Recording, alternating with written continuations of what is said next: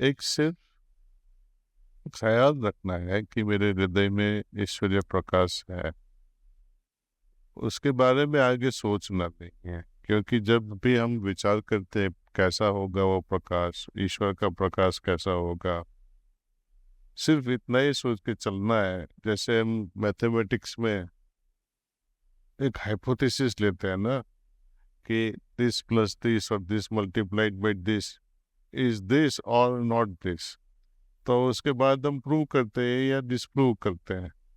तो इसी तरह का हम एक हाइपोथेटिकल आइडिया रखते हैं कि हमारे हृदय में ईश्वरीय प्रकाश है। यदि है तो कैसा है, वो देखने का नहीं है, उनकी अनुभूति करने की है। विचार आए तो आने दो, इसके साथ लड़ो मत। यदि कोशिश करेंगे उनसे लड़ने की तो वो और जोश पकड़ेंगे। तो सिर्फ हल्का सा ख्याल करो कि हृदय में ईश्वरीय प्रकाश मौजूद है, उसमें ज्यादा जोर मत लगाओ। और कभी कभी ऐसा भी हो जाता है, बहुत सोच आ जाती है। जब हम स्टूडेंट्स थे तभी मैंने शुरू किया था ये ध्यान करने का सहज मार्ग पद्धति से। तो यंगस्टर्स थे, दोस्तों के साथ कभी कभी मूवीज में चले जाते हैं। कुछ गलत नहीं है मूवी जाना है, लेकिन कई कई बार तो बहुत हो जाता है। दो से 3 से 6 और 6 से 9, 200 हो जाते हैं फिर कभी कभी। और 9 बजे के बाद हम हमारे प्रिसेप्टर के पास चले जाते सिटिंग्स के लिए। तो मेडिटेशन के दरमियान जो मूवी देखी वो चलती ही रहती है।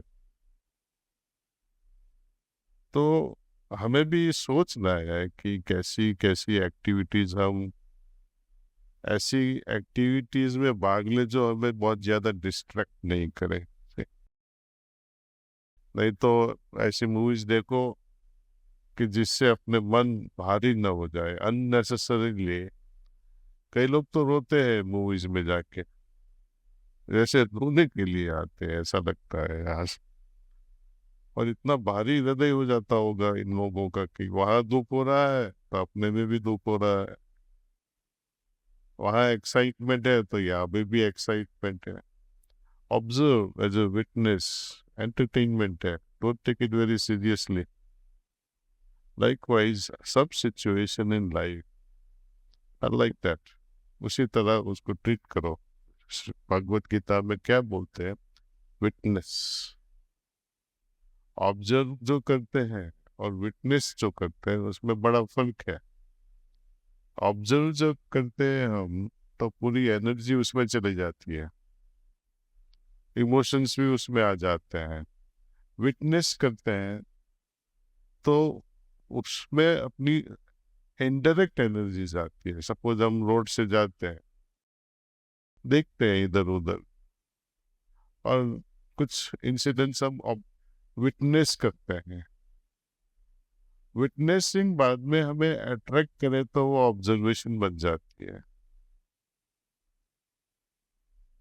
और यही विचार हमको ध्यान में परेशान करेंगे। जिसकी तरफ हमारी लगाव लग जाती है या घृणा हो जाती है, वही विचार बार बार आएंगे। तो ये जो लाइक्स पसंद, जो पसंद है नापसंद है, उससे परे जाना है ऐसे। और वो धीरे धीरे ध्यान की पद्धति से हम वो हालत पर पहुंच जाते हैं जो अगेन भगवत गीता में बताया है। वैसे रहो कि जैसे कमल पानी में रहता है, और पानी की असर उस पर, गंदे पानी की असर उसके पत्तों पे नहीं पड़ती है। कहना समझ में तो आता है, लेकिन कैसे करें, कैसे मन की अवस्था हम बनाए कि जिसकी वजह से ऐसी हालत पैदा हो जाए। और ध्यान से ही होएगा, ध्यान से ही मन रेगुलेट होएगा, और रेगुलेटेड माइंड से ही हम ऐसी हालत पे पहुंच जाएंगे। तो शुरू शुरू में तो आपको विचार डिस्टर्ब करेंगे ही। 24 घंटे में आप 6 7 या 8 घंटे सोते हो या 10 घंटे सोते हो, बाकी के टाइम में आपके मन पे क्या हालत होती है? जहाँ मन जाते हैं वहाँ हम भागने देते हैं उसको, उस पर कुछ तरह की लगाम नहीं रखते हैं। और जब हम लगाम लगाने की कोशिश करते हैं ध्यान के दरमियान, वो कैसे मानेगा? हाँ, 14-15 घंटे माइंड इधर उधर बंदर की तरह भागता है, और सिर्फ आधे घंटे के लिए उसको एक एकता के लिए या एक एकाग्र होने की हम कोशिश करते हैं, तकलीफ तो होएगी ही। लेकिन ध्यान के माध्यम से धीरे धीरे धीरे वो रेगुलेट हो जाता है।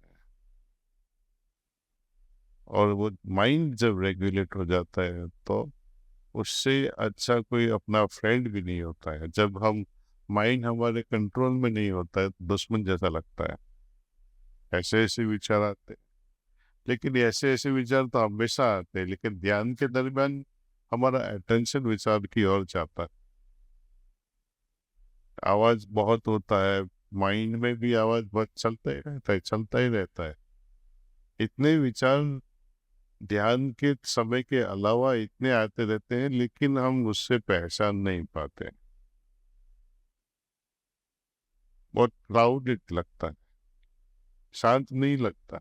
लेकिन जब हम शांत होकर ध्यान में बैठने की कोशिश करते हैं तो वो ये विचार आते हैं जिसको हम नोटिस करते हैं।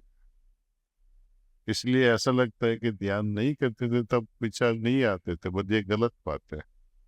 विचार को हम नोटिस करते हैं जब ध्यान में बैठते हैं, तब उसको रेगुलेट करेंगे तो ध्यान के बाद का जो समय भी है उस समय में भी हम अपने विचारों को रेगुलेट कर पाएंगे।